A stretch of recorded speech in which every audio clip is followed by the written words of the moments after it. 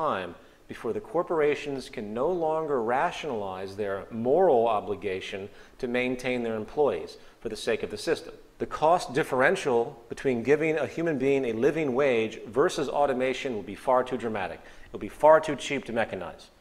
Of course, economists will argue this, and they'll say, oh, there's a trickle-down effect, and since the cost of production is consistently becoming cheaper, the cost of goods will become cheaper, and therefore purchasing power requirements of the individual becomes less. Sure, this might be historically true. I guess you could call it efficiency-based devaluation. However, that competitive decision is entirely contingent upon the whims of the manufacturer. Therefore, there is a contradiction of motives. Remember, they get the machine so they can cut costs, so they can make more profit from their current price structure. Once this occurs, we're going to see more unemployment and more instability. And sadly, instability is often the prerequisite for social change. The problems constitute what we call biosocial pressures. The more destabilized things become, the more motivation there will be to seek an alternative. Of course, this is a delicate balance. I personally do not want to see any more suffering on this planet, but my feelings have no relevance to the patterns of social evolution. The Zeitgeist movement hopes to ease this issue by not only providing people with an alternative in an intellectual and statistically valid manner, but also a strategy to push forward, to essentially push the establishment to release their reins of arrogance, power, and inefficiency and join the rest of the world in a common goal of uninhibited sustainability. Hence, it is a mass awareness campaign by promoting essentially a collective consciousness shift, if you will. We do this through a relentless global public awareness campaign, which will, in time, hopefully become so large in each country that the establishment will have no choice but to pay attention. It is based on the model of Gandhi and Martin Luther King Jr. If the establishment orders and government do not recognize this direction, then the public has a very unique position. We don't have to participate in the games that have been set up. Nonviolent, peaceful non-participation is a possible path. Frankly, I hope it won't be needed. However, I think we should be realistic. If the people of the world can see this alternative, learn about it, understand it, and support it, then no government, army, or bureaucracy in existence can stand in the way of a critical mass of global proportions. But again, I hope it doesn't come to that. I hope that the powers that be can come to terms with the fluid transition and see the merit of what we're talking about. But as we have shown, the established orders do not have that propensity. It's going to take influence, that's for sure. Given that, one of the more specific tactics we want to utilize to engage the public is to build a model city, utilizing the methods and understandings we have set forth thus far. This city system could be used as a hub for research and exposure. The public, along with world leaders, would be invited to visit and experience the basis of this approach in a real-life setting.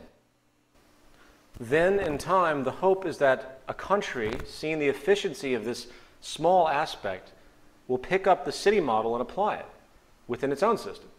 The city system, of course, isn't a resource-based economy, but it has some very notable attributes in a systems approach.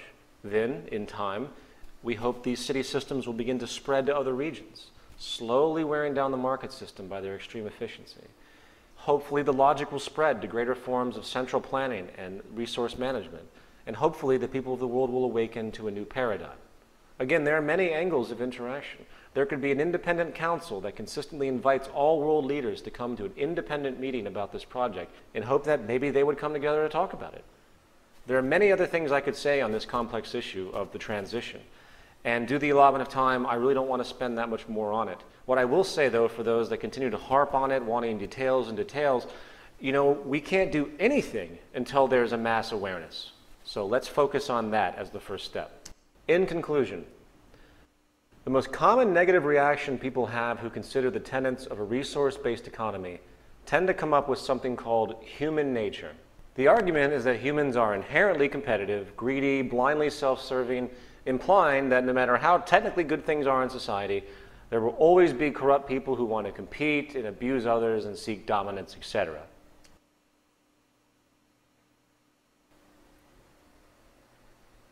Is it against human nature to cooperate? That's the central question.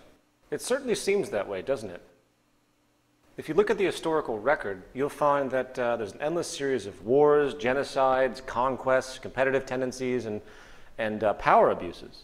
And given that is the pattern we recognize historically, I guess it's safe to assume that it must be a set human nature to behave in ways that are historically reoccurring. However, we also see that human beings do cooperate, and we cooperate quite well in certain environments. For example, in the military, cooperation is immense. It is a collective. The core interest is culminated.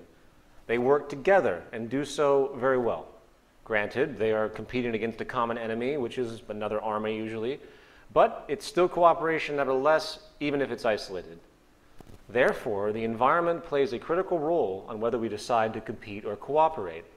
It's based on values, as groomed by the environment, not genetics. Remember, humans have been living in scarcity for thousands of years, battling each other for resources. While this cultural pattern is still very much in existence today, you have to remember that our current model of society is based on the assumption of the persistence of scarcity.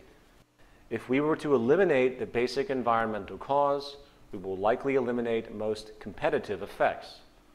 And as far as genetics and behavior, please understand the functionality of gene expressions are very much contingent upon environmental stimulus, especially in regard to behavior. Genes are not autonomous initiators of commands. They, in effect, produce proteins. They don't cause behaviors in any sense of the idea. In the words of Professor of Biology and Neurology at Stanford University, Dr. Robert Sapolsky, genes are rarely about inevitability, especially when it comes to humans, the brain, or behavior. They are about vulnerability, propensities, and tendencies. Now, of course, neurochemicals and physiological traits do set propensities for a person's reactions and social gravitation. It is the environment which is most responsible for our values and behavior. I have found no concrete evidence to support the idea that there is a predetermined human nature in this sense. Our values, methods, and actions are developed and derived from experiences. The central point is that it requires a transition of culture to assist in this new worldview being realized and identified with. Given that, I have one final point I would like to leave you with. Anthropological studies have found that cooperation between non-human primates often comes from the notion of kinship. We humans share this as well. For example, most people tend to regard their family higher than their friends. Just watch The Sopranos and you'll see this association in play. There's their family, then there's their mafia family. It's just a clique, and these cliques develop by association. Well, interestingly enough, paleontologists have found that all of humanity seems to be linked back to a woman they call mitochondrial Eve, who lived about 250,000 years ago in Africa. She evidently bore a mitochondrial genome, which was the template for all later mitochondrial genomes as we know today. In other words, we're all related. We are all kin. We're all family. Likewise, quantum mechanics, string theory, if you subscribe to these abstract fields, teach us that the divisions we see in our five-sense reality are essentially surface illusions. There is no separation. We exist in a sea of molecular flow. It doesn't matter what you call it, but the deeper we go, the more unified and similar things seem to become. In other words, all signs point to unity. So I want everyone listening to keep this in mind next time they turn on the TV and see the almost daily slaughter of soldiers around the world, the blue and white collar crime and abuse that occurs, the absurd, abject poverty, slavery, and destitution. These are your brothers, your daughters, your grandchildren, starving, murdering each other, leaving each other behind, you murdering, you being left behind, you being killed. Until we begin to see each other as ourselves, nothing will change. We are one planet. Thank you very much for coming.